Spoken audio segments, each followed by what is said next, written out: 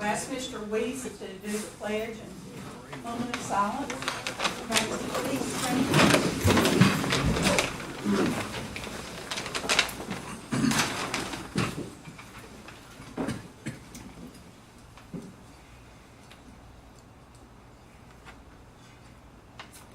Attention, salute, pledge allegiance to the flag of the United States of America and to the republic for which it stands, one nation, under God, indivisible, with liberty and justice for all.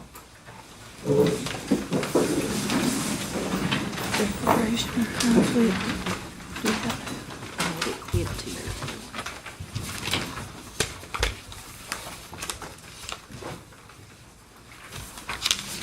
39-2 Declaration of Conflict.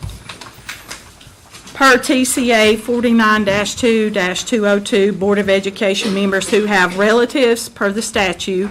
Relatives mean spouse, parent, parent-in-law, child, son-in-law, daughter-in-law, grandparent, grandchild, brother, sister, uncle, aunt, nephew, niece, or any other person who resides in the same household as you, employed by the system, or asked to raise your hands to identify yourself.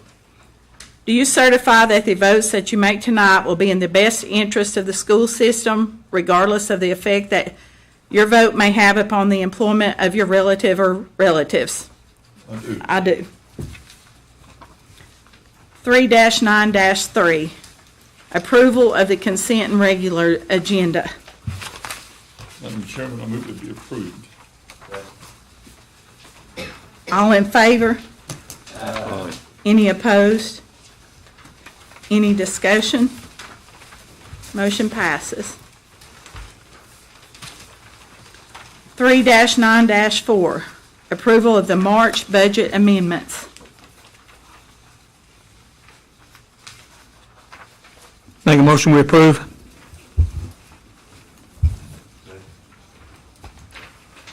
All in favor? Aye. Any opposed? Any discussion? Motion passes. 3-9-5, approval of the minutes from the February 9th, 2023 regular board meeting.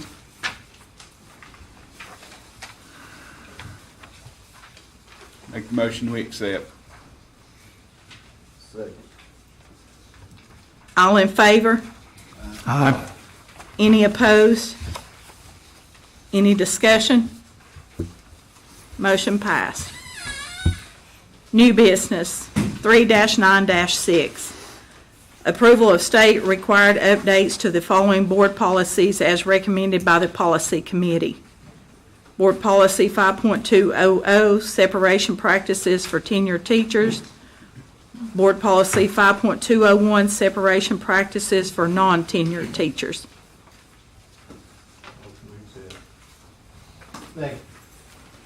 All in favor? Any opposed? Any discussion? Motion passed. Need to ask for discussion before the vote. Before the vote. Okay. Sorry, Lauren, I had it. 3-9-7. Approval of new policies for first reading as recommended by the policy committee. 5.103, job descriptions. 5.116, staff positions. 5.605, staff gift and solicitations. 5.607, non-school employment. 5.803, evaluation of the director of schools. 5.107, orientation and probation. 5.309, legislative leave. 5.606, political activities. 5.608, tutoring for pay.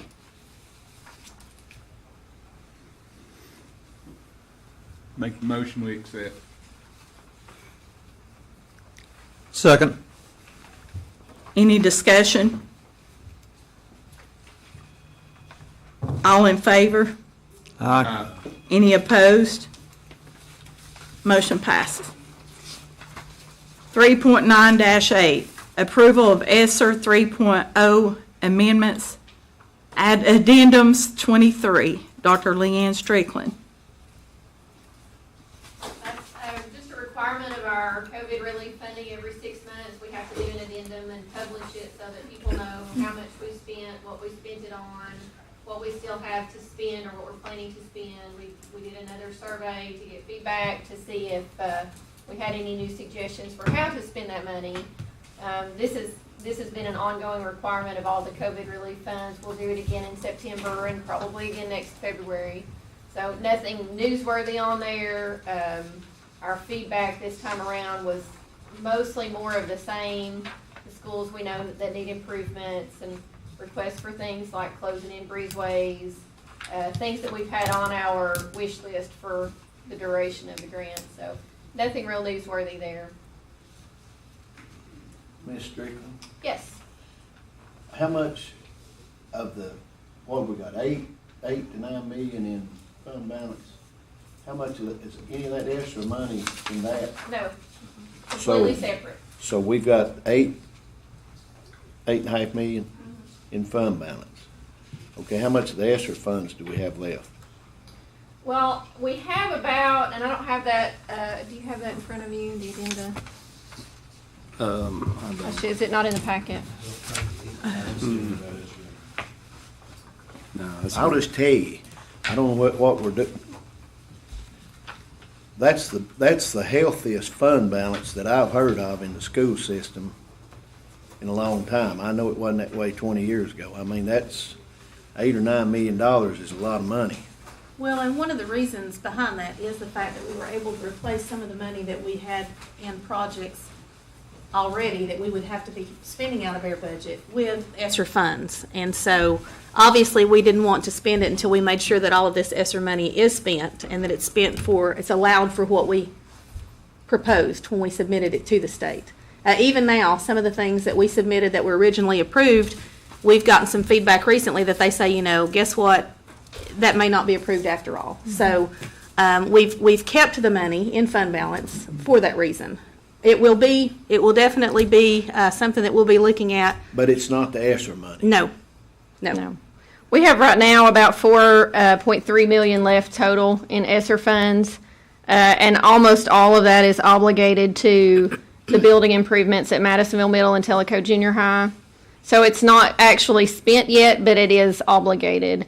And then the rest of it, for the most part, will be to pay for summer school, after-school tutoring, all that's required with the third grade retention as well as our all-core tutors.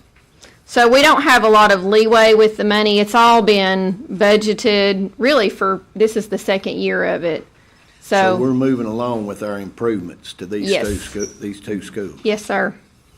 It's ongoing right now. Yes. We just haven't paid the last bill yet. But once we do, that'll clean up a lot of that money that's in there. And one of the things that we've talked about, that's why I was looking at Gail and Shelley, is once we know that this is spent and we have put it into the areas that were the highest needs at the time, and we were able to spend it through ESSER instead of our funds, we'll look at what we have in fund balance and anything that we're able to bring into our budget to help improve with maintenance and maintaining our facilities moving forward. Because obviously, now that we've done these renovations, we want to be able to maintain what we have and improve as we go. And it was intentional with our ESSER funds from the beginning to not try to, we don't pay for a lot of personnel out of this because we wanted to be able to sustain whatever we do and then, get the most bang for our buck for our buildings and facilities that we could. So we were allowed to spend 50% of it on facilities and maintenance, and that's exactly what we did, or we will have done by the end. Mr. Strickland, refresh my memory as to when this has to be spent. Right now, we have to have it spent by September of 2024. So we have essentially, after this school year, one more year. We've heard rumors that they may give an extension to that, and I believe that's because some districts aren't getting it spent in a timely manner. But we're right on track. We're in good shape with our spending, so we're prepared to have it spent out on time, and if they extend it, we may keep paying for our tutoring and things like that, past that point, but it'll be very minimal. We want to spend it We've not had a problem spending it. Never a problem here. You give us money, we can spend it. If they give us more money, we'll spend it too. Yes. It's good. All right, thank you. While we're talking about money, it won't be for her, but should have talked about it during budget meeting. So we're about 8 to 9 million in the general fund. 4+ million here, which it's obligated. What about the cafeteria? Cafeteria fund. Their pro is right there. Will you tap on that door? It's on the sheet. Is it already? Oh, you have a sheet there with it. There you go.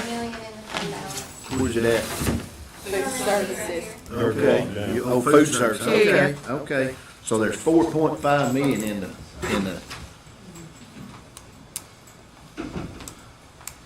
Yes. okay. She came right up front. He was just asking about your fund balance. I didn't realize they had that sheet in front of him. Oh, okay. So now he's aware. You're aware. Good. You got plenty of money, plenty of money. You don't even have to spend it. Thank you. Did we finish that? No. Okay. So we're healthy. We're healthy as a school system. Where? Do I have a motion to approve the ESSER? Better than we were.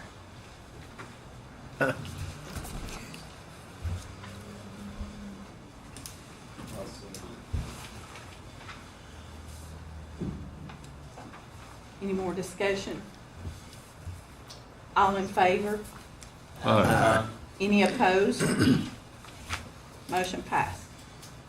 3-9-9, approval of math textbook adoption, Miss Shauna Byers and Miss Alicia Conley.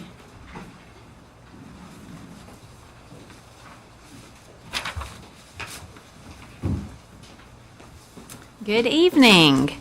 As you know, this has been our math adoption year for high-quality instructional materials. It started this past fall with the state approving curriculum that we could use. From that, the approved state list, they went through a rigorous process, the textbook companies, to get vetted with the state. The district met as a leadership team, and we decided that we were going to look at companies that offered a K through 12 comprehensive program.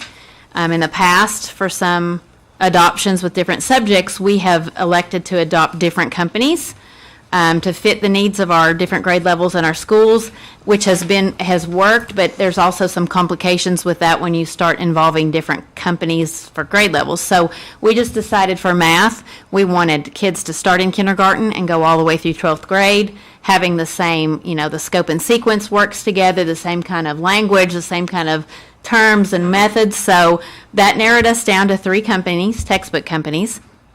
So once we narrowed it down to the 3 textbook companies, we have spent all year reviewing those products. We spent 2 in-service days where all math teachers were able to look at all the products that were possible and offered. We had 3 evenings that we offered here after school at central office where the textbook companies came in and teachers were welcome to come and kind of hear what they had to offer. Then we had 1 day during the school day where we provided subs and principals recommended 2 to 3 people from their schools, sent them here for that. All teachers, math teachers, had online demos as well as hard copy printed materials at their schools. Then we also had a textbook committee where that included parents, central office staff, principals, and then 1 math teacher from every school. So we had 3 textbook committee meetings throughout this school year. And then we've, as you've noticed out here in the hallway, we have a public display, and we've publicized that so that parents, community members, any stakeholders could come in and look at what was offered, at what we were looking at. Also, our implementation plan, we're pleased that this is technically called year 0 since we don't have the materials yet. And when we started, when we did the ELA textbook adoption, of course, that was COVID year and all that, so it was a little crazy. So we were behind getting the materials, behind getting training. The state was kind of building the plane as they flew it as far as training and strategies. So the good news is we're ahead of the game now with math. And so Alicia has been very instrumental this year, along with Dr. Paul Kirkland, providing training for teachers before they get their materials. So they did receive a $140,000 grant. It was called the Math Implementation Grant, And NIET, which stands for the National Institute for Excellence in Teaching, has been the company that has come in and provided training for our math teachers.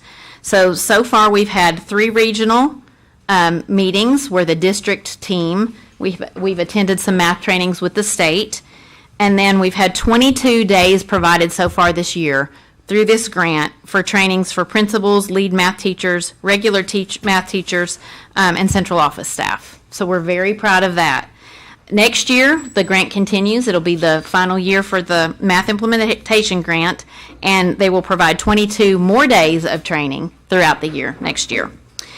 We have also assembled a district math HQIM team. We have that already for reading and language arts, and we had interviews, and it was open to teachers at all schools.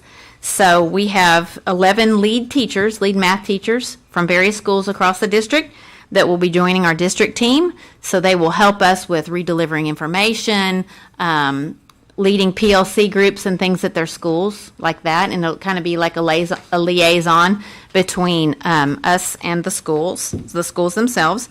So last week, the state requires that our textbook committee actually are the ones that have the final vote. So they're like the delegates that come with the vote from their school as to which curriculum we're to adopt and then purchase. And so last week, we were able to have that final committee meeting. One step that we have elected to implement that's not required by the state is we also allowed all math teachers to have a vote. So Alicia put together a Google form that was sent out through their email, and they had the opportunity to click a link for 2 days so that every math teacher could have a voice as to what materials they wanted to adopt. So the results of the math teacher vote, we had 76% of our math teachers in the district that actually voted, and 66% of those teachers voted for McGraw-Hill, which is Tennessee Reveal Math. So that was the majority. And then when our textbook committee came together March 1st for the final vote, 77% of schools voted for McGraw-Hill, Tennessee Reveal Math, and then in second place, 23% voted for HMH, Houghton Mifflin Harcourt. So based on that, I'm here tonight to recommend that the board approve that we adopt and purchase for K-12 Tennessee Reveal Math through McGraw-Hill. And are there any questions?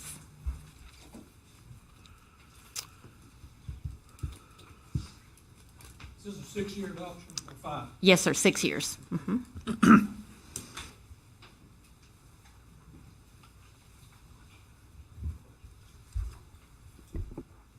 Just a quick question. Those who opted for another program other than this one, was it because they simply liked the other program better, or did they find fault with this program? We didn't. Is that a fair question? Yeah, it is. I don't know if we got. I think all 3 programs were really good, and each one of them offered maybe something a little different. So some people may have liked one of the other ones just because they had another component to it. You know, maybe the videos might have been just a little bit different, or the workbook's a little bit different, or something like that. Something small, but I mean, they're all Quality, high quality material that the state has vetted. So I guess I'm asking Alicia, they weren't particularly opposed to this program. They just preferred another program. No, because some of them had a hard time deciding. Had a real hard between the top 2. Yes. Thank you. Any other questions?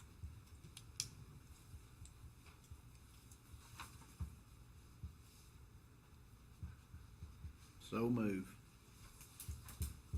Second. Any more discussion? All in favor? Aye. Any opposed? Motion passed. Thank you. Thank you.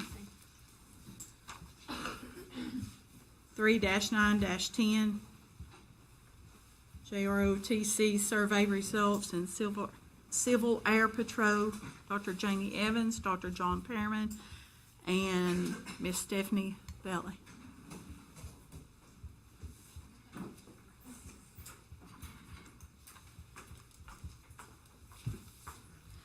Good evening. Last semester, as you all probably remember, there was a parent that was interested in JROTC, and that is a CTE program of study. You all asked me to do a survey to gauge the interest of having that program at Sequoia High School. So we did a survey. We ran it for about 3 weeks at Von Orr Middle School, Madisonville Middle School, and Sequoia High School. And we also announced it on our social media, had it on our website, did everything we could think of to let folks know that this survey was out there. Asked principals and folks at the schools to please announce to students to take part in the survey. And you all have in your packet, in your board packet, the results of that. And it pains me to say that out of all those efforts, only 18 people responded to that survey.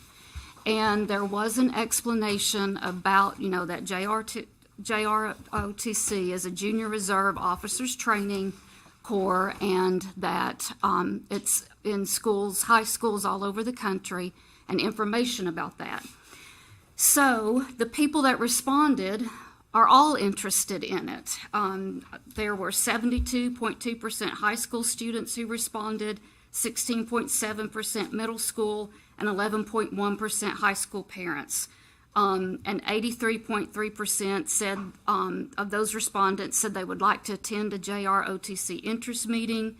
83.3% said they would support a JROTC program at Sequoia High School. Now, I will do whatever the board would like for me to do. But JROTC is a very involved program, will take a lot of planning and work to put together and do correctly, and we need more than 18 people involved. So in talking with Dr. Parham, we believe that maybe we have a plan B. So if plan A doesn't work, what's a plan B? So I am going to turn it over to Dr. Parham and let him introduce this amazing teacher. And you all decide how you would like for us to proceed. So, One quick Parham. question. Mm-hmm. 83% of the 18 people that responded, Are interested. 80 out of 18. Yes. Yes. Okay, Dr. Parham.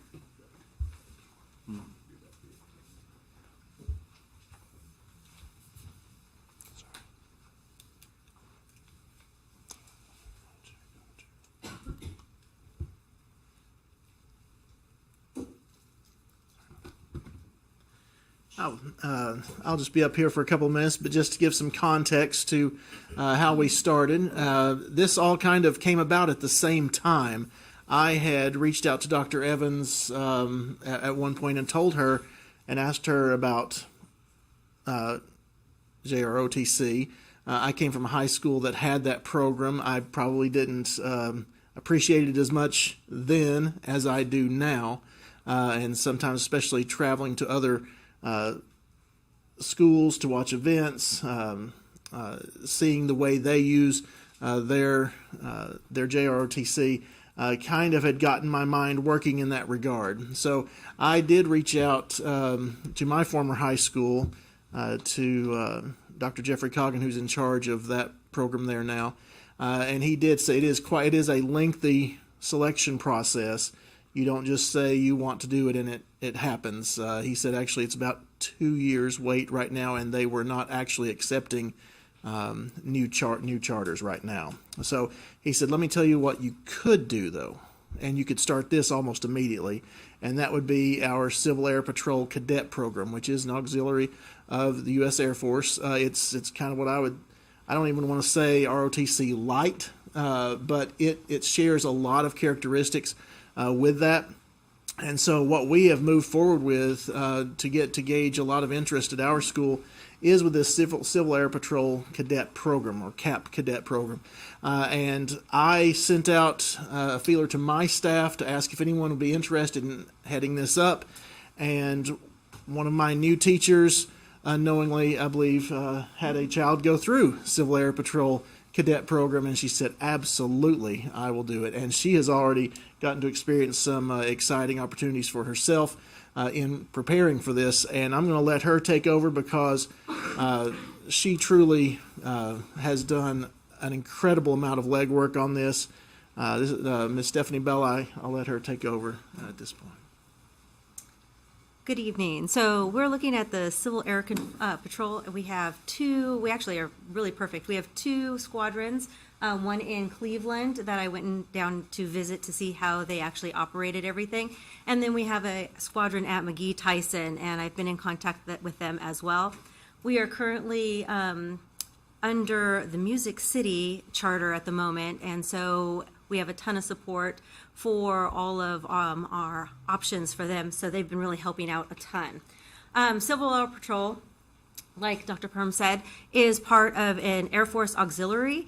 It is an after-school program, so it's extracurricular. We really do, I guess, promote the Air Force, the uniform. It's the same uniforms that the Air Force uses. The curriculum and the theme is all aerospace. So instead of just ROTC and a military career, we're actually training them for a STEM career. It could be aerospace. We do rocketry. We do a ton of hands-on stuff. We have classroom stuff. And they actually support a lot of the STEM kits that we can just type in for free and they send it to us. They have drones. We also do emergency services. They do rank up just like an Air Force. They have 16 different ranks. And if they get to phase 2 at the end of the second year, they actually can go, if they decide to pursue a military career, they will go in as an E3 if they go in for Air Force or the Coast Guard, or an E2 if they go in for the Army. So they do have some opportunities for students who want to just enlist. They have opportunities for leadership. So it's not just one person up there doing all of this. The kids and the cadets actually come in and they can run part of the classroom training. Let's say one of the kids has gone a little bit further in rocketry, and then the new kids come in and say, oh my gosh, I want to do rocketry. They'll be like, I got this. And they will run that program. So they have opportunities for public speaking. They have opportunities to run drills. They have opportunities to run small groups. And so they're really learning character development and leadership and public speaking. And then I forgot, sorry. They do have actually at a national and a state level camps that these kids can go to, and so they can actually do leadership schools to actually promote character and leadership if they're interested in going further with that. This is probably, we actually currently have 6 cadets. We have advertised it just by word of mouth for maybe 2 weeks, 3 weeks. And we have 6 cadets already signed up, and some are already working their way through. One of them, I have 2 of them who are really interested in being pilots, and one of their excitements is these orientation flights. So they offer, and actually it's through Junior ROTC, they offer 5 free powered flights and 5 free glider flights for our students once they have ranked up. And so they can go out and they start teaching them. First, it's just going into the Cessna. Then it's starting to take the wheel. By year 2, they could actually be solo flying. By year 3, they could have their private pilot's license.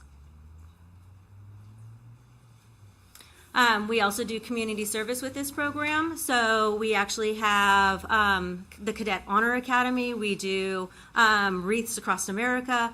In addition, we do emergency services and disaster relief. So if the community needs something or there's a down plane, they could actually be called on. And if they choose to go, then and have been trained, then they can go out and help with the search and rescue.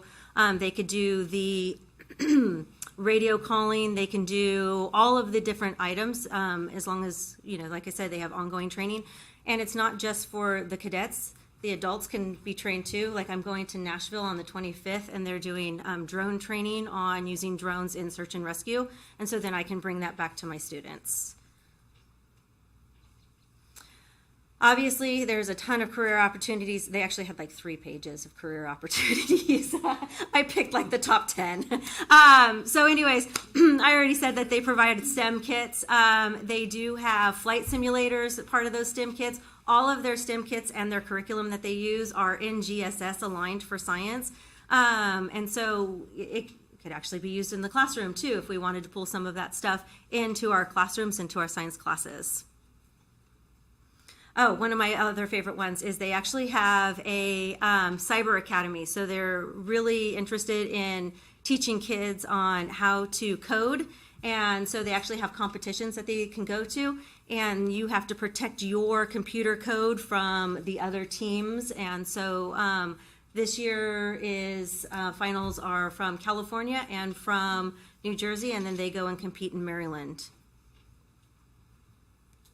And then, of course, just like any of these programs, you kids get self-confidence, discipline, and a sense of purpose. Two of my cadets I would not have thought were interested, and they are super excited. And one, I was like, she won't even remember to show up. She's like the first one there. She's like, what am I doing today? And I was like, all right, let me tell you, this is what you need to do. She's like, I'm on it. And I was like, okay. So she's doing a really great job. And just like the Air Force, where we're actually content area-wise, we have leadership, where we're actually looking at those Air Force Academy traditions. We have fitness, so they actually use the Presidential Youth Fitness is the same as our schools. We do aerospace and the career exploration. And then, of course, character, looking at integrity and core values. Again, those are our Air Force values. Here is some of the stuff. This is straight from the Civil Air Patrol. So they're saying that cadets, 97% of them say that they have been a turning point in their life. 96% says that they've started thinking more about their future. 87% say I do things in Civil Air Patrol that I can't do anywhere else. And 82% say I now earn A's and B's at school. Cadet career interests, some are interested in military, some are interested in aviation, and 65% are interested in a STEM career. And then, of course, the parents are saying that the cadet has become better at taking feedback. Parent, I've seen improvements in my overall kids' attitude, which is always a plus. And then my kids' performance in school has improved. And then if you are curious about the similarities and the differences between Civil Air Patrol and JROTC, you can actually see that all of them have leadership skills, character development, uniforms, citizenships, and fitness as our core values. The JROTC actually is very much so preparing students for the military, which is fantastic. It's for high schools and colleges, but it's very much so leadership, military history, so on and so forth. Whereas if you look at the Civil Air Patrol, we actually can train kids on emergency services. They actually have an active mission. They have support from the state and the national level, as well as local. And then just in general, I think it's a fantastic program. I love that it's pulling in STEM, and that might be the science teacher in me. But anyways, I went to Cleveland, and they were flying rockets out there at the time, and it was pretty fantastic. There was these rockets flying all over the place. So it looked like a ton of fun. But anyways, questions? And I will add as well that one of the things we've heard most is our outgoing seniors saying, well, I wish you had this while I was had the opportunity to be a part of it. Do you have a number of students you need to have to go on with this? Or? So we can go on with 8 students total, and we would be a flight. And then if we want our own squadron, we need a total of 15, and that's 12 students and 3 adults.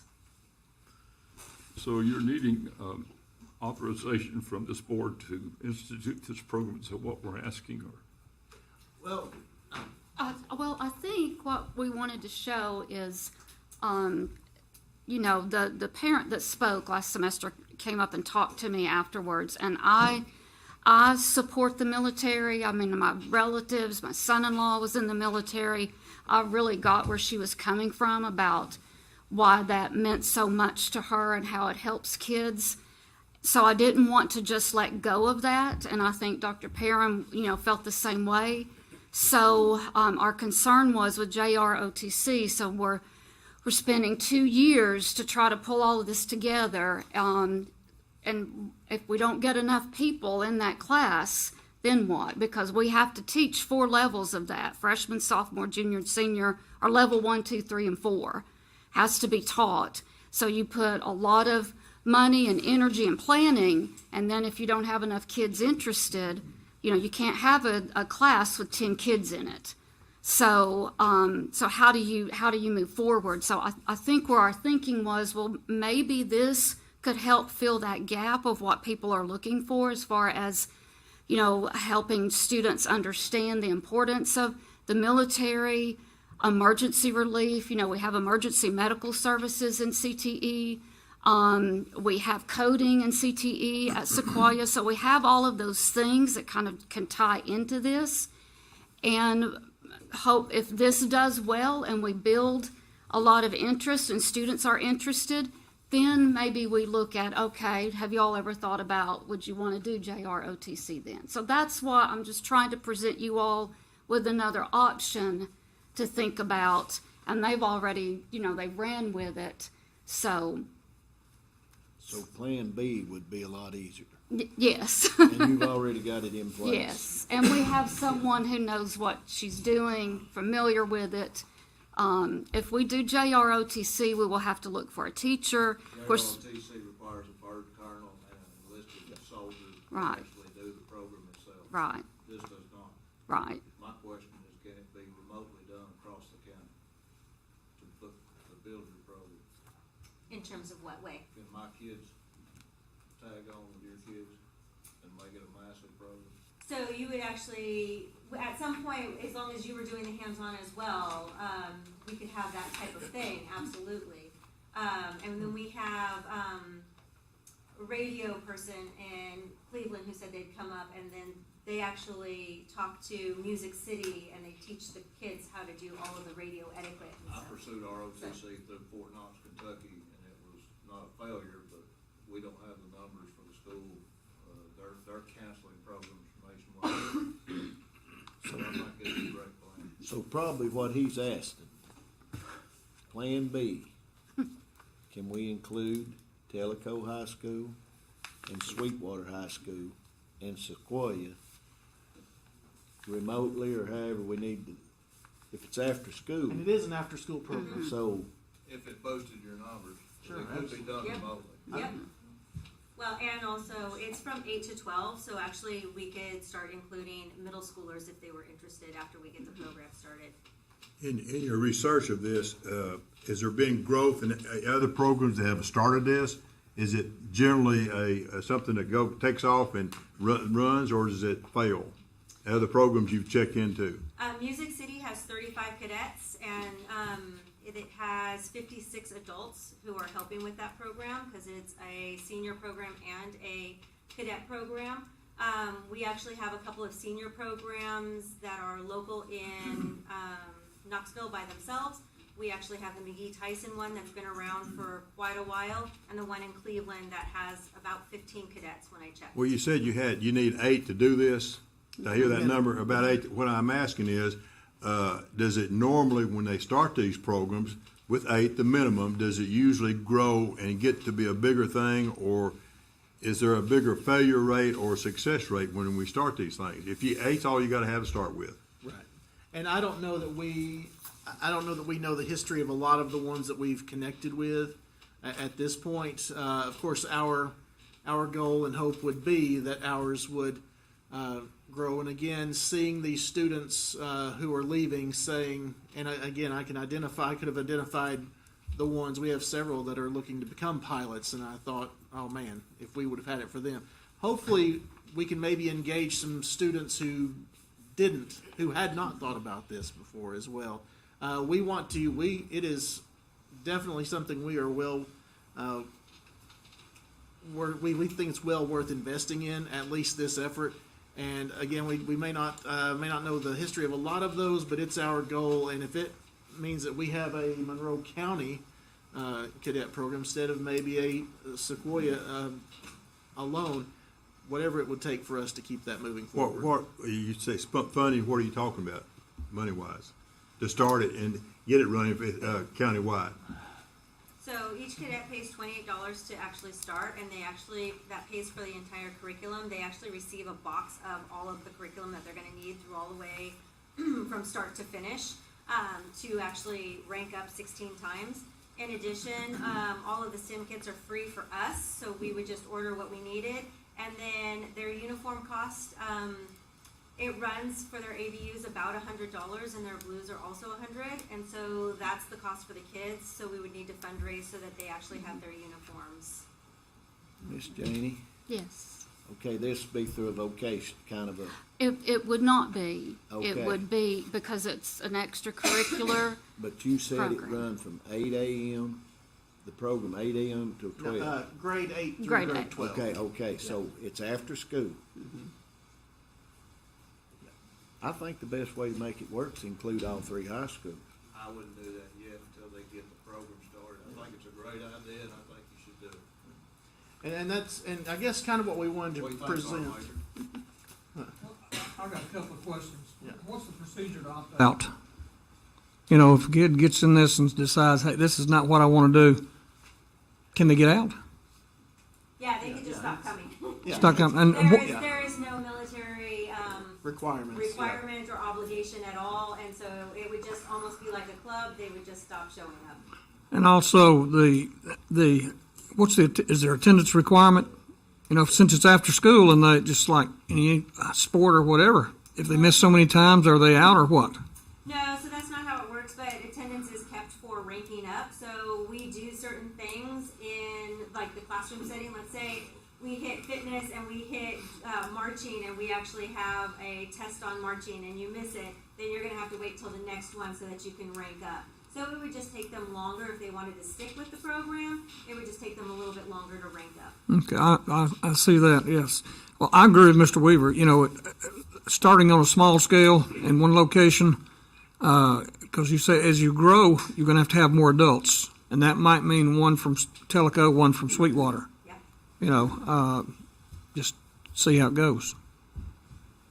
And you said after school. Is this after school? Is it on a Saturday, or is it how many times do you meet after school? So we meet on Wednesday. Well, we're going to meet on Wednesdays for 2 hours, but the kids have asked me to meet on Monday and also another Thursday. So we've been meeting like willy-nilly, but Wednesday is the day that we meet for sure. So yeah, we've had 3 extra meetings in the 2 weeks that we've started this so that they can get up and running and do their stuff, because they actually can't wear their ABUs until they actually rank up one time. And so they were like, let's do this, Bella. And I was like, okay, hold on. So they're very excited about it. But yeah, so we meet, and right now we don't do Saturdays because we're getting started, but technically we should be doing a Saturday, and they should choose like a Saturday a month, Saturday a month, and we could go on a field trip where we actually have a field day or a hike, and we have somebody who will help us learn survival skills, that type of thing. And then we do meet 2 times over the summer. What do you have, male-female ratio? Right now I have 2 males and all the rest females. So. I guess we just want to know if we have your blessing to just continue with this. Do you want me to investigate more into JROTC, or we'll do whatever you want us to do? Well, I think, you know, I assume on your survey you didn't have a preference for Navy, Air Force, or Army, or OTC. No. So I say we need to go with what you're talking about. Okay. And The then cadet we'll see where program. that leads. And, Yes. You know, and the thing with the JROTC right now, Sequoia would be the only school that would have the numbers to be able to do that. With this, it's something that if all 3 high schools want to participate in, you know, that. Yeah.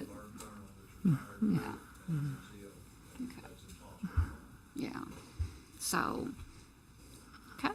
Thank you. If I'm in order, I'd like to make a motion that we affirm Dr. Evans, Dr. Karam, and continue to explore this program, and know that you have our support. I so move. I'll second. Thank you all, and we just want to say thank you to Stephanie again, because Yes, thank you. her Yes, thank you. enthusiasm is what will sell the program. So. Thank you. We need to vote on. All in favor? Aye. Any opposed? Motion passed. Old business, 3-911, bleacher update and NIL update. Mr. Sean Yates.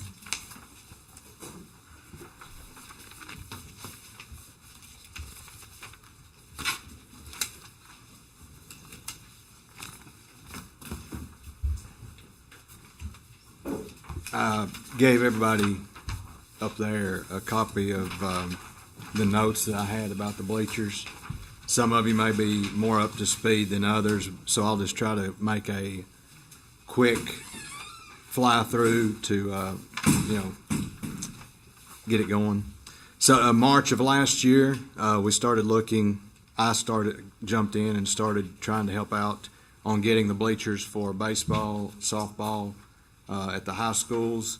We talked about it at a board meeting, had discussions, came back after that and realized we also needed Tellico Junior High and Von Orr Elementary bleachers, so we backed up.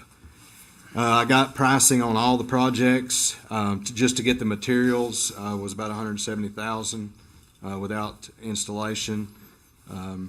I had a guy, Bleacher Builder was who he was, Charles Jordan. Got him to give us a quote, got him to come down and look at our sites to see exactly what we would need for our bleachers. In May, he contacted me and had 14 sets of 10-row bleachers, 21 foot long, that he suggested we use to complete for our projects. I told him that wouldn't be enough to complete all of our projects. And he offered the extra materials to get the projects completed. If we purchased those bleachers for $125,000, he would install for $25,000 plus the other materials. We went with that. We had the materials delivered the first week in June. We received the materials. We're in the process of getting the contract complete for installation. When I called and emailed him the contract, he said he would get it signed and let me know when his crew was coming our way. After a couple of weeks, contacted him again. He said his crew was in Memphis. A couple of weeks after that, I contacted him again, and he was held up because of they had to redo some stuff because of inspection. After that, called him again. That was in early August, so we went through all of June and all of July.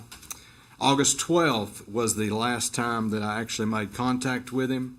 After that, I spoke to a board member, and he talked to Dr. Windsor about what we needed to do with our attorneys. I was then put in contact with our attorneys. I sent over 100 pages of records of communication from Mr. Jordan and myself to the attorneys. September 12th, the attorney contacted me and asked me some questions about it, and she was going to draft a letter to Mr. Jordan. She sent the letter to him. She contacted me on November 10th, saying that he had finally reached out and called. She did say that he was willing to work with us to complete the projects, but he had backed up and required that we get a site contractor to work for any permits or any groundwork that we needed. Mr. Carroll and I spoke after that, and he got Skilled Services to come in and view the sites, look at it. They agreed that they would be our site contractor. The attorney then said Mr. Jordan agreed to meet with us on a Zoom meeting, but he wanted the contractor there. After several attempts, finally set up the meeting. We had the meeting March 8th, which was yesterday at 2 p.m. Skilled Services gentlemen, Dr. Windsor, Mr. Carroll, myself, and the attorney were present for the meeting. Mr. Jordan never entered the meeting.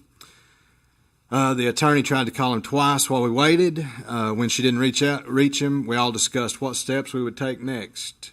In the discussion, we discussed selling the materials back to him, the attorney actually getting in touch with him, getting him to buy the materials back, us possibly selling the materials to a third-party company.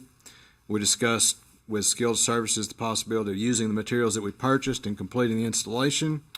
We asked them to look at pricing on doing the install with new bleachers. They looked at the bleacher material. They said that we had made a reasonable purchase of the materials we had, and that they could use those materials for installation. They also stopped by Tellico to look at the frames that we had and said that those could be used for the projects. And so that's kind of where we are. For me, I'll just say the biggest issue we got is the fact that we went through last fall, had a couple of football teams, sites that didn't get to use their facilities. Spring sports are starting next week, and we don't have baseball and softball bleachers there. The next biggest issue we're going to have is if we use skilled services or another party, we do not have enough materials to complete all of the projects which we had done this with the intentions of. So that's going to be a holdup. The sites are going to have to be looked at and decide on how to best use the materials we have and how we're going to divide them to do the projects and then to get them up to code. Or if Mr. Jordan purchased the materials, we're going to have to start from scratch getting new materials to the sites. The materials haven't been completed for a lack of effort.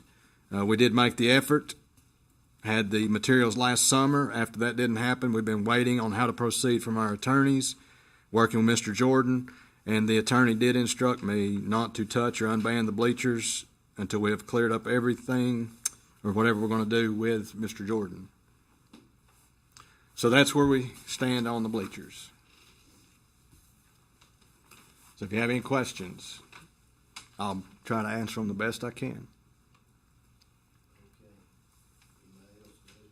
I'll wait. Okay. How much have we already paid all the money? For $125,000. So we paid $125,000 for We've the bought the materials. Okay. Yep. So the dispute, Jordan was going to charge $25,000 to install those materials on our Okay. sites and have us up to specs. So we've already paid the $125,000. Skill Services or whatever says that's a bargain. They did. And you thought it was a bargain when you? I thought it was a bargain. Yeah. So Probably the too good of a problem- bargain. The problem is the $25,000. Have we paid him that yet? No. Okay. Okay. We paid for the materials. They're our materials. Correct? They are. The $25,000 he's going to install, I'd cut ties with him and forget it. Next of all, what did Skill Service say they would charge to do? Well, we've not gone there yet. Well, did That's they why- tell you how much short we were in supplies? No, we'll have to do like an inventory. And when they went out with us to look at the materials, when we looked at them, counting the board, we hadn't counted the boards, hadn't done any of that stuff. When we unloaded the trucks, they're sitting right where they were unloaded. When I talked to Mr. Jordan about did he want us to distribute them to the sites, do this or that? No. His crews would take them where they're going to go. So they've not been touched. So counting them yesterday, I'm looking at numbers and am curious as to if we have the complete materials for the 14. So that's where I asked the question back to the attorney. If we have purchased this for this amount and we don't have what we purchased, is there still another legal avenue there? If Based on, one, if the time comes that we have to determine are all the materials there to determine if he met his end of the bargain on materials. He did. Then they give us the go ahead to, unband it, count it, and do all of that.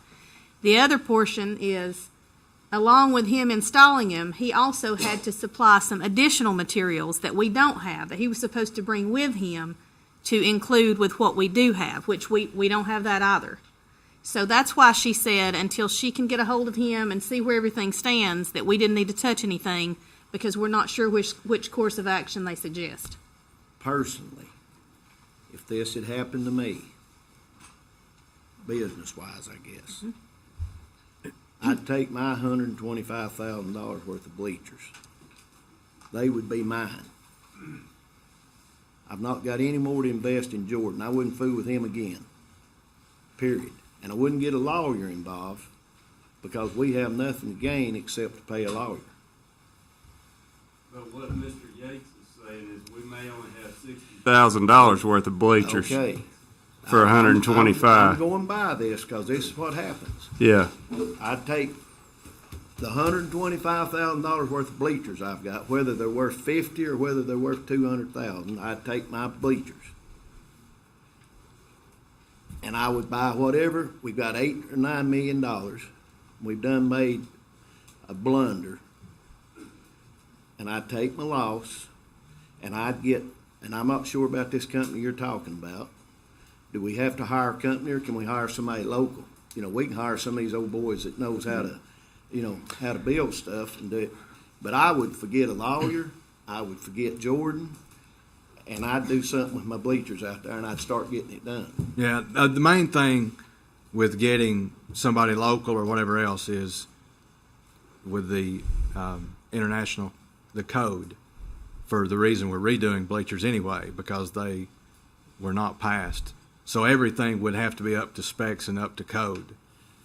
Okay. And so like even, you know, we've talked about the Sequoia bleachers, and those bleachers could still be possible, but there are things that have to be done, and they are going to have to be made structurally sound with a new ramp or whatever that goes with any of that stuff. Can Skilled Services do that?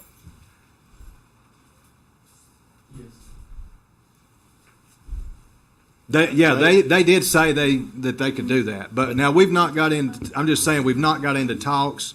There's nothing other than they were there for the meeting. People are fed up with it. I understand that, and I agree. And we just will take our loss. They're our bleachers. You need to talk to Skilled Services. If we have to buy more, we need to. But now, so Monroe Elementary, we tore all those bleachers out up there. Okay, what did we do at Tellico Elementary? The middle school has the home and the visiting side. Okay, so we're doing Monroe Elementary, Tellico Middle School, or junior high. We're doing Sequoia. We're doing Sweetwater. And Tellico. And Tellico High School. Yep, it's 151 feet at Von Orr, and it's 60 or 66 feet on each side at Tellico We've Middle. been 3 years on this crap or whatever. I'd take my loss and I'd go on. That's what I would do. I just feel like we'll have to go by what our attorney suggests. Your attorney is going to tell you $400 an hour. That's what your attorney's going to do. I'm experienced with them too. There's no dispute. We've done. How much of the $125,000 have you paid? It was paid up So front. see, Yeah, it's paid. they're 100% paid for, whether they're 100% there or not.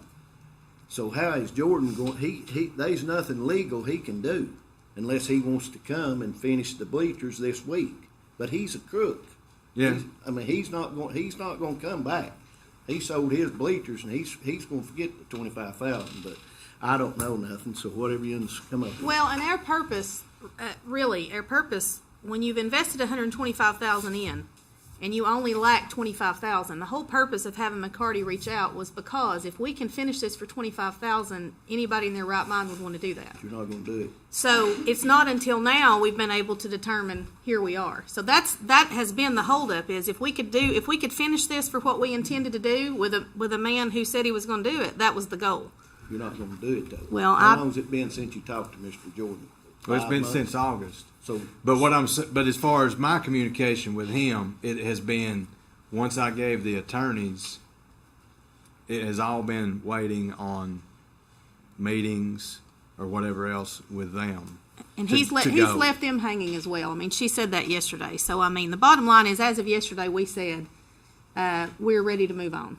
Well, that's what, hire Skilled Services or whoever can put it in the next 2 or 3 months. Surely they can, and go on, take your loss and go on.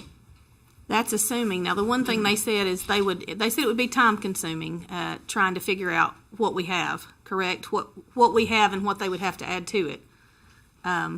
Yeah, they said that they could build, as far as the ramps and things like that they can build those things and they can get the materials that we need, end caps, handrails, or whatever else. Just from them looking at it yesterday, the question they had was some of the rails, they said those had been cut. So I guess my thinking is, if we were purchasing bleachers that were going to be able to be used, and we got something that wasn't, can we still recoup our money? And he gets zero, but evidently that's not going to happen. But we didn't buy the frames from him. We didn't buy the frames. The frames are Sequoia. No, we have frames, and we have frames, boards. We have we have 14 sets of 10-row bleachers. Is what we bought. Yes, we do have the frames at Sequoia. Yes, we have frames at Teleco that are going to the project to finish it. But I'm just saying, for what we bought, is it all there? Is there a... I appreciate, what you said. I can understand it. You do know what business better than I do. But you're going to have some kind of action to move forward. Yeah. I think that should come very shortly. I'm sorry that it's this late in the game, but because she was going to try to reach out and get him before the board meeting.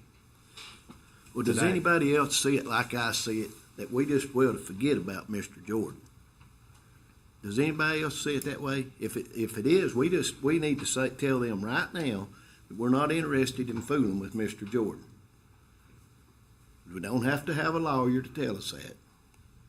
Because if he don't like what we're doing, then he needs to come start fixing the bleachers next week. But he's not coming. But they need some kind of action. What to do? Are we going to go on 3 or 4 more months and let the lawyers? What are the lawyers going to try to tell us to do? What are we? It would just be if we decided that we wanted to try to recoup the $125,000. I wouldn't. Or if we decide that we want to say we're finished, these are ours, and then decide what we're going to do moving forward. Now you do have to keep in mind, of course, if it's something that's going to cost more than $50,000, it'll have to be bid out. We can't just say we're going to go with. But it's got to be done. Right, it has to be done. I just don't want anybody to forget that there are steps in the process that we may have to go back and redo. So you're regardless saying, of where we are, even if we have parts laying out here, that doesn't mean that we can just pick that we're going to use this person. If it costs more than a certain amount, we won't know that until they do an inventory and determine how much cost is left. So you're saying that we've got one option. The first option is that we take our $125,000 worth of bleachers and they're ours, and we've got to finish the job, right? I think unless we hear something different from you. What's the other option? The only other option that the attorneys were looking into was if she got a hold of him and said, we want our money back for what we have, for what we paid you. So you've got to have direction tonight how to go. This was an update, basically. We don't really have two options to give you. Those are the two I see. But we can come up with an option. Yes, absolutely. Because we've been 3 years, right, since somebody come up with the idea of tearing the bleachers out. I didn't realize it was what they'd done at Bond. It was before COVID. Yeah. And then the first holdup was COVID. I would make a motion. That's why every time you say the word bleacher, I would make a motion that we take our bleachers, our $125,000 worth of bleachers, cut all ties with Mr. Jordan. Then we look at another company or two as soon as possible by the next board meeting. And if it has to be bid out, whatever, it's got to be finished. If it cost us a lot of money, it's still got to be finished. But that would be my motion, that we take our $125,000 worth of bleachers, we forget Mr. Jordan, get the lawyer, and we move on. Now that's my opinion. They may be enough, so I make that in the form of a motion. If it doesn't get a second, then you just come up with an ideal. Okay, we have a motion on the... First is discussion, I'll second the motion. So we can discuss it, I'll second it. Okay. David Cleveland done me that way one time. I like it. Well, I was fixing to do that. I agree with everything you said, Mr. Williams, except I don't want to forget our lawyers yet. I don't want to get us into a hole that we can't get out of, and I understand we have to pay them, but, everything else, I can go with you. Where's the lawyers at in the process right now? Are they still trying to contact him? And As yesterday, yes, and she was going to reach out after our meeting and again today before the board meeting, but she has not came back and said, I got a hold of him, here's what we're doing. So I assume she didn't talk to him. Since August. That was me. She's talked to him. He didn't want to talk. He didn't want to talk to me anymore. How much have we spent on lawyers' fees so far on this? It's not broken down. I don't know. Well, If, Sean, let's just say, if we vote right now to finish this project, if we said right now tonight, you go start it, you can't get it done before this ball season is started, can you? No. Okay. That being said, then why are we in a hurry to finish it tonight? It's going to have to be done. Do you want me to answer it? But it can't get done for this ball season. It should have been done a long time ago. It didn't. Okay, that's hindsight. But it can't get done now. So why don't we take time to explore our options if it can't get done for this ball season? Well, it's not going to get done by the next ball season if we don't do it right now, is what Mr. Williams is saying, I believe. There are things that could be done, like some of the sites. I mean, it is very minimal on What can be done, but site it's not going to get preparation. done for this ball season. And What? you don't want to be working on those sites with ball games practice going and all on. that going on. Right. Coach, I agree. It's not going to get done this ball season. But what's in my mind, and I may be wrong, I've been wrong a lot of times. In my mind, we've got $125,000 worth of bleachers laying out there that nobody's going to come along. Mr. Jordan is not going to come along and do what he said he was going to do. He's a crook. That needs to be on record because you return your phone calls and you do what you say you're going to do. So we've got $125,000 worth of bleachers. I would love for them to be done, but I've even told them if this board might even be generous enough to vote and buy everybody some good, those high-dollar lawn chairs to sit around the ball games and stuff, but I don't know whether we could do that or not. But we're not going to get it done this year. I mean, but he's a crook, and there's no need in investing no more money for a lawyer to tell you that. I'm not suggesting that. What I'm suggesting is we don't know this other company can do it, whoever the other company is. Mm-hmm. Correct? Yes. So until we can find out and try, hopefully get this done between now and next season, why don't we come back to the next board meeting and say this is what we can do and this is when we can get it done, so we'll have a definite something to put on record rather than this I think. I don't know what this other company can do. They say they can do it, can they? Have they got enough material to do it? They say they can get the materials. Well, can they get it in time? Do we need to divvy it out to this school, and this school? I don't know. Those are some questions I'd like to have answered before we proceed, if it's not going to get done anyway this year. If I understand the intent of the motion, it is to sever relationships with Mr. Jordan. And take possession. We've already paid for the bleachers. They're our bleachers. Let them come back in 30 days and tell us who we need to bid the job out or whatever. This would be my other question too. Could we go ahead and get started and do the football fields and then come back and do the baseball fields or whatever? I don't know what all fields we're talking about, but could we do the baseball, this company, whoever it is, do the baseball during the summer after, I know the season's going to be over, but maybe go ahead and do some of those Von Orr football field and Tellico football field right now and then transition, because they're not going to do them all the same day anyway if it's one company. Well, if we don't know the information, it's buying another pig in the poke. That's really not what my motion's about. The motion I made was that we've got the $125,000 worth of bleachers. They're ours. We need to forget Mr. Jordan. Then let them go and within 30 days and find us a company. Surely to God, it don't take another year to do 4 sets of bleachers or 5 in the county, but whatever it is, and start wherever you want to start. But we're throwing good money after a bad money on this deal with Jordan. Again, I come back. That's my motion, but. Again, I come back to, I understand the motion is, what we're doing tonight is severing relationships with Mr. Jordan. Then we move forward in other directions. But that's the intent of the motion, as I understand. Are they gonna be, you paid him $125,000. He was promised $25,000 for installation.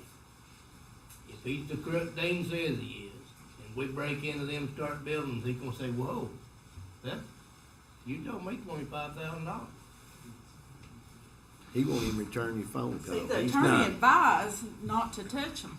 Yeah, she said not. She said if I wanted to do inventory, That's what she I'm wanted to saying. come down and watch me do inventory If we're, on them. if we pass the motion, Dean's saying we're through with him.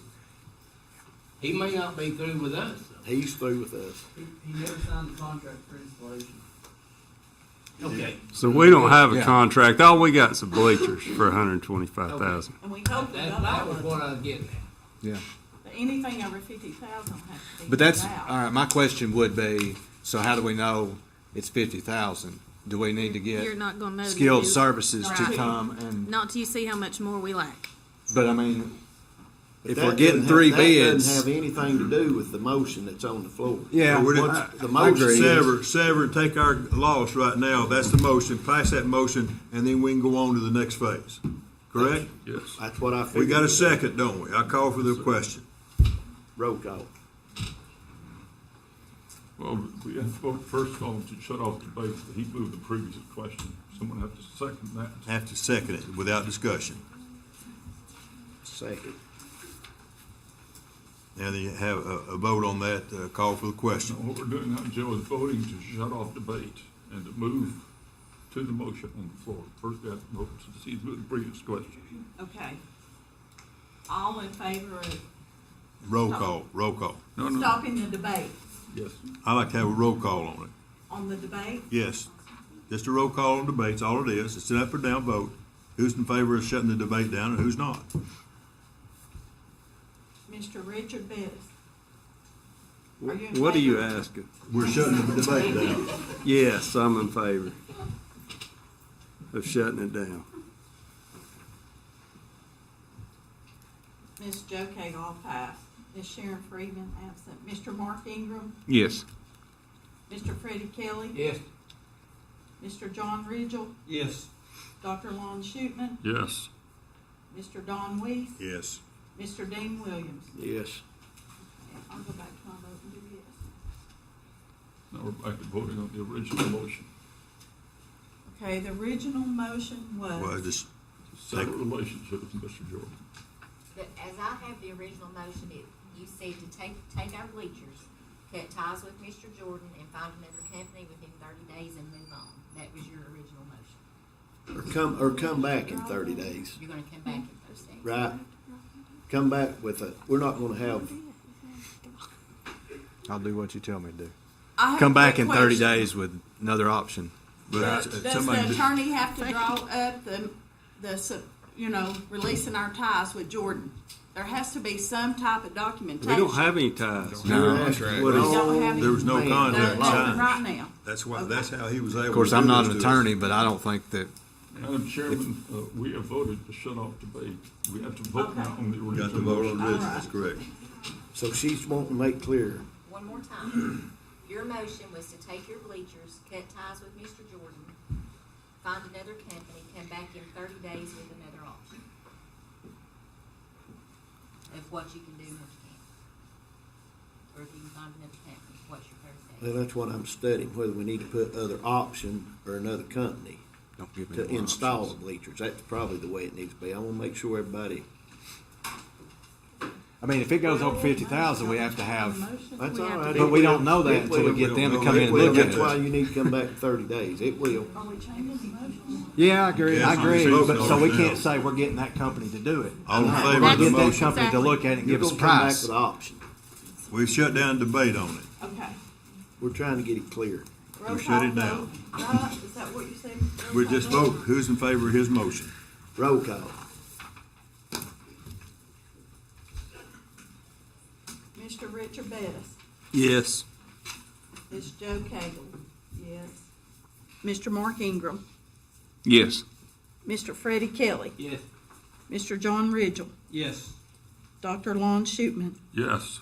Mr. Don Weiss, Yes. Mr. Dean Williams. Yes. Okay. So that Motion means, passed. so that means we own the bleachers. That means that I've had 25 people tell me we're in a lawsuit. We're not in a lawsuit.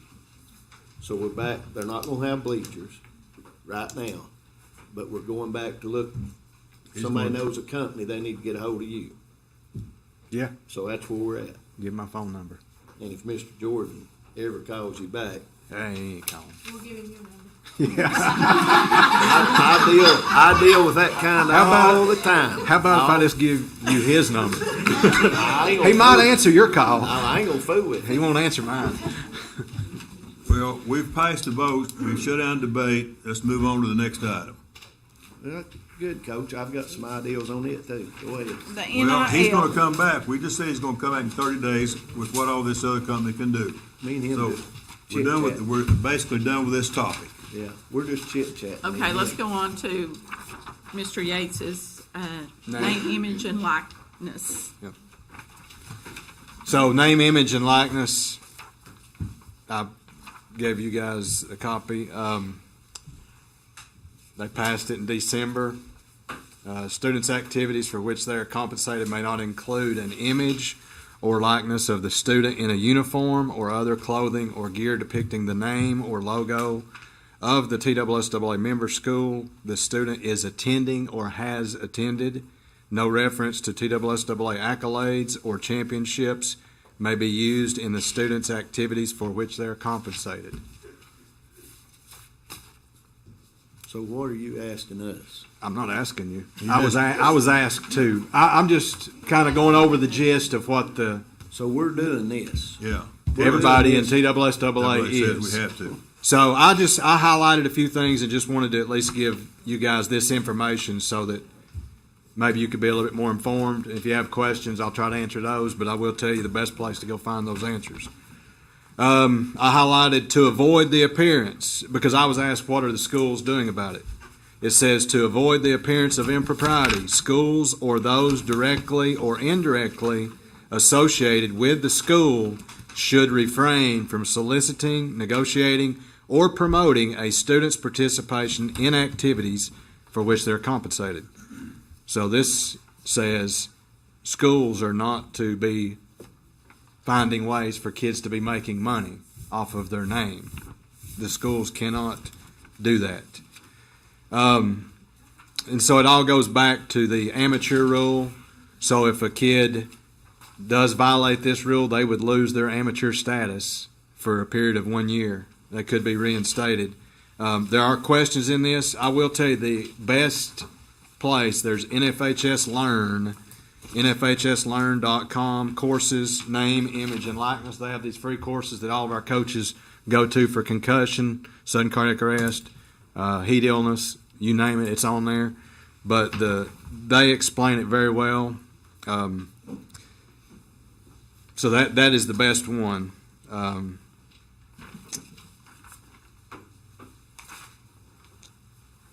A student who has never received payment for performance, who has never used and is not using his or her knowledge of athletics or his athletic skill for pay in the sport which the association governs, and who has always contested under his or her own name is an amateur. So as long as you don't receive payment or whatever else, you are considered an amateur.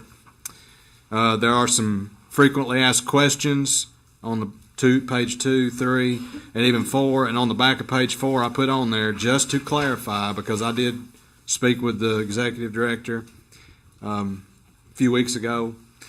Students can appear in their uniform in pictures or advertisements as long as they are not compensated. So that means, like, if somebody has a bank on the door, a poster with a kid in their uniform with a schedule on it, that kid is not in violation as long as they didn't get paid for it. Or a team photo, they can do that. But students should be aware that they may come under scrutiny and may need to be able to provide proof that they are not receiving payment for this. So that would, that would be the only time that you could see a kid in their uniform for it.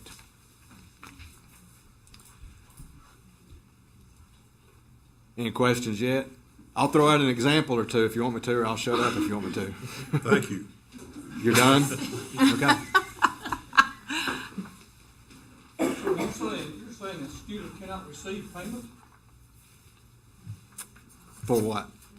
For advertising someone? In their uniform. I don't mean uniform. I'm talking about, can they receive payment as college students do? Because I thought TWAA said you could under the same guidelines as NCAA. Well, I don't know the details of the NCAA. So I don't know, because I know you see all those kids on commercials. Oh, sure. Yes. And all that. I've seen some high school students on commercials. Yes. In But Knoxville, yes. if those kids are in commercials and they are in uniform, they could not be paid. Right. I understand that. But they could be in commercials if they were not wearing school colors, school uniforms, or promoting their school. They could be paid. Yes, that's what I was getting at. I'm the reason you're here. I asked Okay. Dr. What's her name?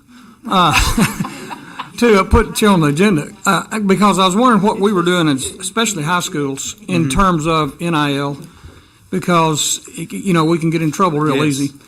I And I know there's some, and I was just wondering also, had we lost any athlete to another school system because of NIL?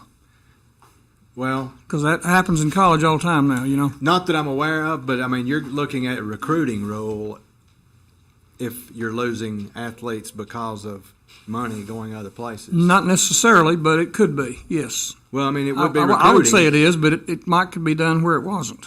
If the student approached the other system, we have students in Monroe County go to other school systems to play ball. It's been happening for years. I know. Yeah. Personally, Yeah, I'm sure you do. But so what I'm saying is that technically, to me, that's recruiting. But I don't know if the student approached the system or the system approached the student. Right. And this would be the same way, I think. And there are other, I'll just to visit that one, there are coaching link. Yes. So as far as recruiting goes and going to other systems or whatever else, when you go to answer those questions about if that kid's eligibility, there's that question on there for coaching link, and it goes back as far as, was the coach, did they have was there a relationship before they came to this school? Right. Now it goes back and asks, did they attend a camp? So, I get what people think. I don't know what you think. Nobody knows what I think. I understand that. But it seems like a lot of people are under the impression that, Bryce Young at Alabama, millionaire before he ever played the first football game. And so, if you would, this video that's on here, it speaks to that a lot, where people are under the impression that kids are going to get rich off of the name, image, and likeness. But it's not happening like that. There are some kids that can make money. But some of the example would be, to me, was if a kid sang happy birthday. I don't know how that people do this stuff, but on social media, whatever, they sing happy birthday for somebody for $50. If they were wearing their uniform, they're violating the rule, but if they're not, the one that they give there, if it's a well-known soccer player, well-known basketball player, well-known football player, everybody knows that's the stud or the best female, whatever. But as long as they can have a camp, they could do whatever, they could put their picture, they can have a brochure, they can do all that, as long as they don't have their team colors, team uniform associated with the school, or saying all district, all county, all region, state MVP, all that stuff. You cannot tie that to your name and get paid for it. But you could have the camp and do all that stuff, but that's, So at this point, you're not aware of any students we have that have violated it? No, not violated. That are taking money. I had a call yesterday from a parent just Okay. asking, and their question was, okay, so my son or daughter is going to give lessons to other students for money. I can't put their picture on Facebook in their uniform, can I? No, you cannot. But otherwise, they could do that. I mean, that's, you're associated with, and it may be because you are that great player or whatever else is why they want to do it. But as long as you're not advertising with the school, then there's your avenue to do it. So, there's plenty of questions in here. Like the one thing that I would make sure of is so let's just say, and I know it's probably already happened, it always does, but what if a parent calls the coach and says, hey, my kids want to be a pitcher. Can you suggest somebody for them to take lessons from on your team? Well, if you tell them the person on your team for them to take lessons from, that would be a violation because you're promoting a student for that. Wow. We printed these off and stuck it with our spring sport because it just came out. We've sent it home with our spring. I will get with the other schools and offer them that. Mr. Harris had the best idea. I think we're going to try to take all of our athletes and put them in during a homeroom, bring our athletes in and show them this video. It'll take about 15 minutes or whatever else, at least make them aware of that. We're going to try to put as much information on our website as possible so that people can see it. And I know rules get violated, but according to TSSAA, I know there's 47 pages in the bylaws. They don't say just because you didn't know it, you're okay. They say you're a member, you agreed, so if you violated it, it's going to cost you. So, we just have to be careful there. And it's a severe penalty, too. It's 12 months. Yeah. Well, thank you, Mr. Yates. We appreciate the update. Maybe we'll get something figured out with the bleachers. But thank you. Sorry I took all the time. No, you're good. Thank you.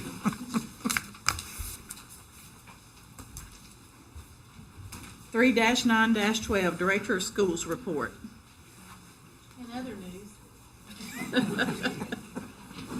Enrollment for the district overall is at 12 from our last report on February 20th of this year.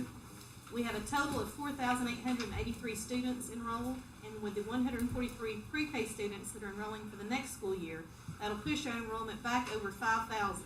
And that's the first time in at least 3 years. We feel like we could say pretty confidently pretty longer. Closer to 5. We're going to say 3 for sure, 3 to 4. Pushes us back over 5,000. Actually, when you couple the pending enrollments with the number I just quoted, it'll be around 5,029. So I say that to say that these numbers support your decision last year as a board to open Monroe County Virtual School, which allowed us to retain or regain students that we would have lost to other virtual programs.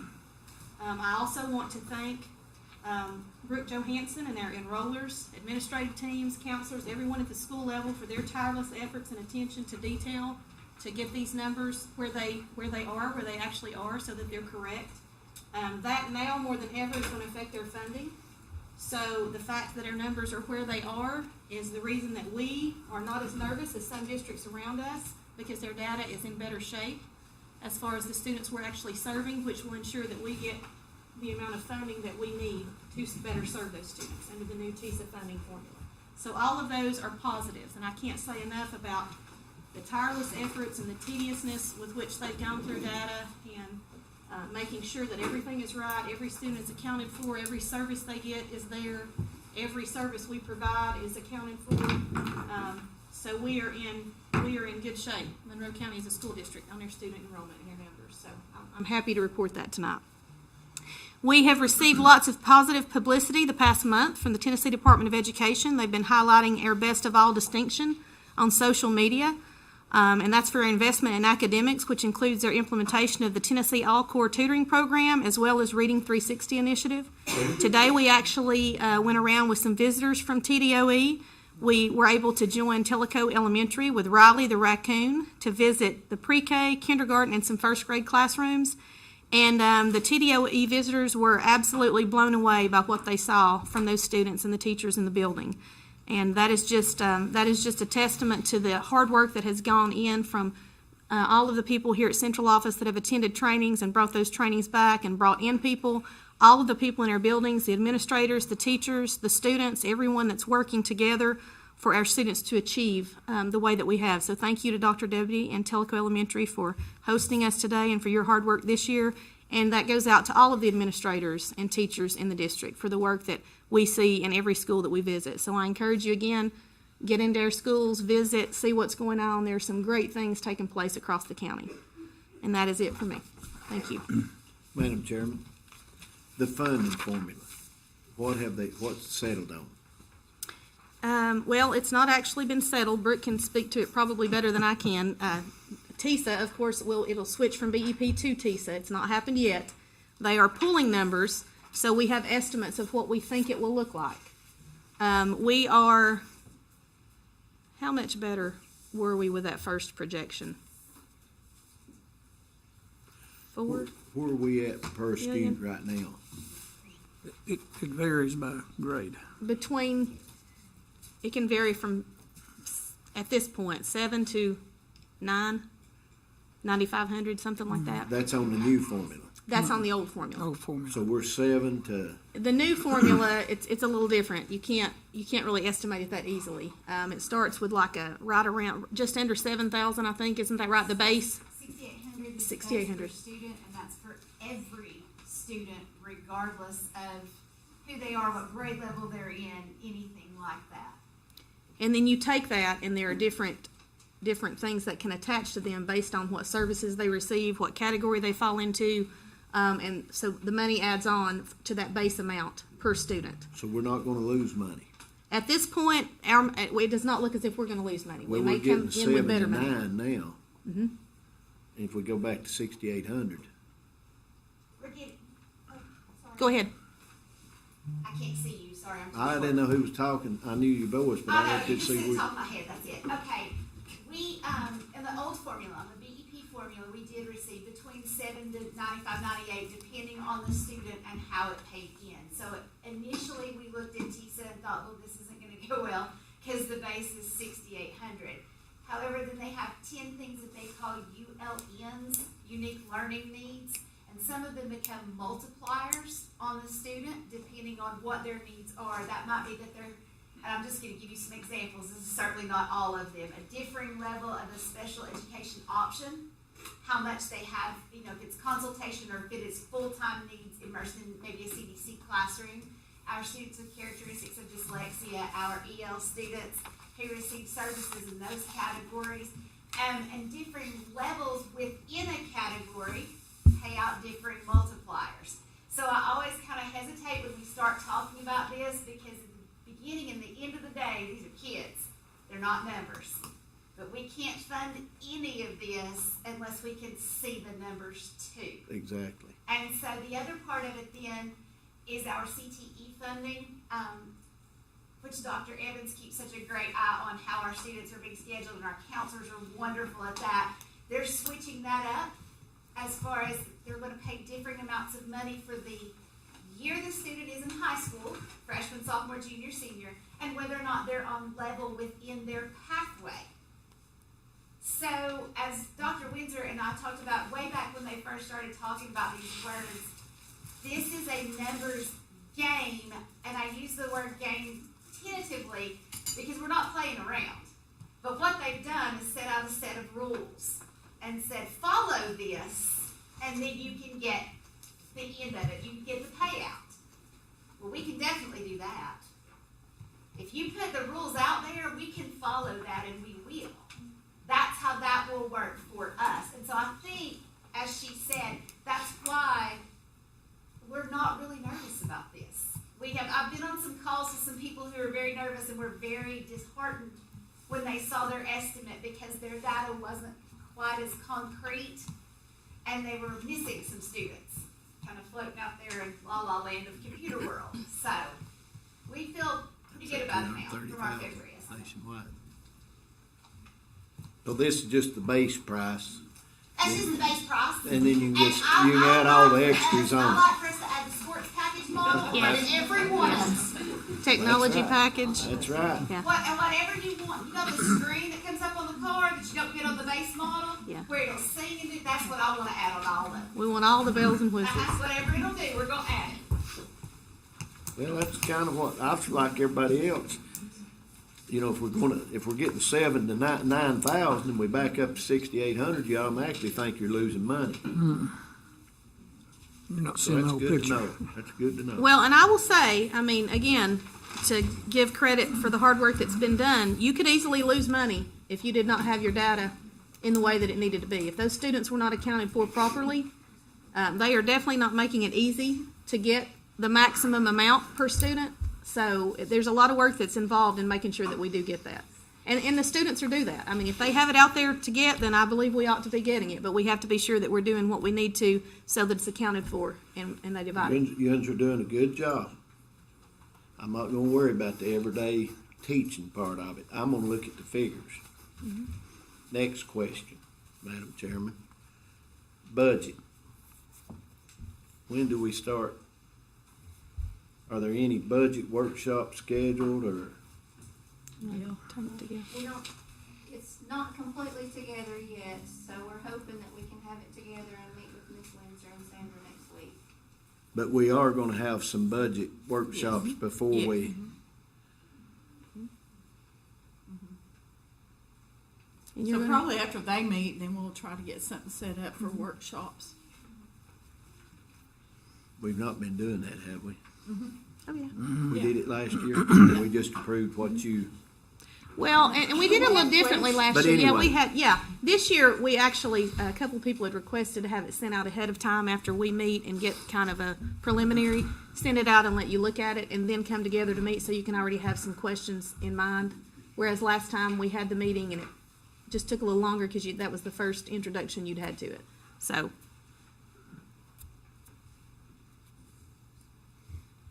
I'm going to ask you this. I know everybody's wanting to go home. Coaches want to go home. Well, you're on new business. He'll now. be all right. You skipped one. I'm on the Madam Director because I'm going to direct all my questions to her because she's the only one that we're their boss. You're the boss of everybody else. Okay. The gym at Monroe is an eyesore. We've talked about this for 5 or 6 months. Do we ever use any paint? We've never done anything around our grounds. It's about like people says, when we start mowing, it looks like it's been bush hogged. Have we got all our locks on our doors? those were actually, you know what? That was one of the big things I had circled and meant to bring up. Yes, as of March 2nd, I believe it is, those have been completed. Now I've lost my little list, but yes, they are. So we've got that done. That's done.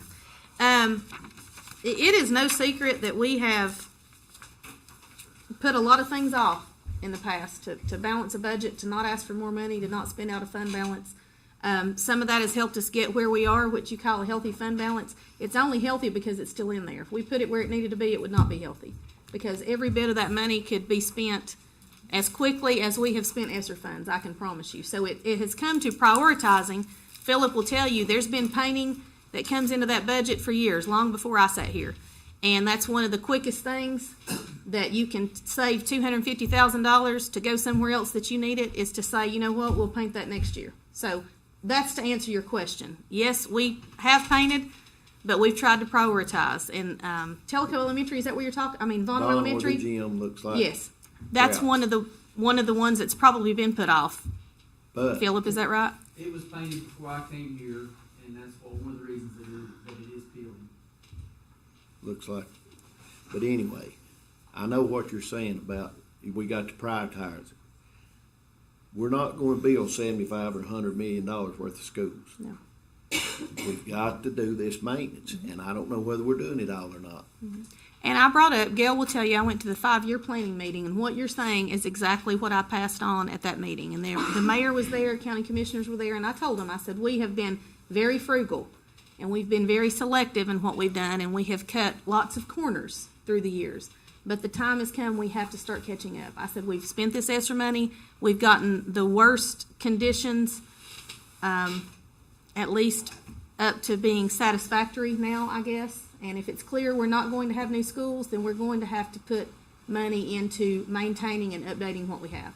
So I've made no secret about that, and that's something that we do have planned, is to take some money and add into the budget for that. And that's what I referred to earlier when I said we have to add to maintenance and we have to add to the maintenance of our buildings. And that's why. And our employees. Absolutely, yes. And that's another part of the equation. And cafeteria. Everybody. Top to bottom. I also said that. She'll tell you, I was very forthcoming with Top to bottom? top to bottom. What about bottom to top? Bottom to top, side to side, north to south. All areas in between, all the people. But I know people get tired of hearing me ask questions and everything else, but the only time I'm a board member is when I walk in here at 25 minutes after 6. I don't camp out in your office, don't camp out in the schools. And you're the only one, from here on, you're the only one, if something's not like I like it, you're the one that I'll talk to. And I appreciate that. I do not have any complaints about the way that the board handles communications you get, complaints you get, concerns you have, and you give them to me, and I get with the people that I need to get with, and we work to address them. And if they're not addressed, and you come back and tell me that, we're going to keep going until we get it right. That's the goal. Who pushed to buy these bleachers off this crook? What was not me. I don't know. Who? I'm aggravating myself. I know. That's why I'm trying to correct this mistake. Yes. But anyhow, Mr. Weiss don't want to hear it. Did you get your gym floor fixed, Coach? He addressed that the last time. Okay. All right, I think we've already done this, but 3-9-13, any other business the board feels necessary to discharge of its duty right now? Madam Chairperson, would like to make a comment or two. 3 weeks ago, Mr. Weiss and I attended the Legal and Legislative Institute in Franklin, Tennessee, put on by the Tennessee School Board Association. A tremendous amount of information was put out that was very helpful. A lot of stuff some of us wasn't even aware of. But anyway, several legislators were there, including Cameron Sutton, who is the Speaker of the House in the Tennessee legislature.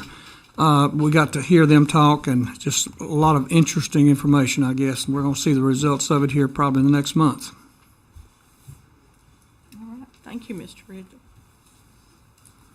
I will also add to that, I meant to include in my update, the third grade retention law, which we've talked about a lot, was supposed to have been voted on this week, and at the last minute, that was postponed another week. So just FYI, we'll revisit that next week, or we won't. Or do you think we're in good shape on that, Madam Director? We are right where everybody else is right now, waiting to see what they say. So they bumped it up. That's it. I have a motion to adjourn. Mr. We Wilson. adjourned. Second.